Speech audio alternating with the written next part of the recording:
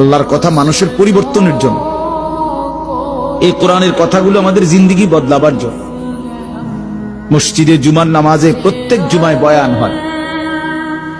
এক বছরে 52 সপ্তাহ, চিন্তা করে দেখেন, একটি বছরে 52 সপ্তাহ।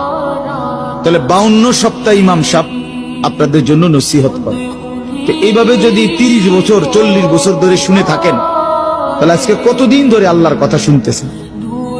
বছরে 52, তো এভাবে 40 বছর, এভাবে 30 বছর, এভাবে 50 বছর।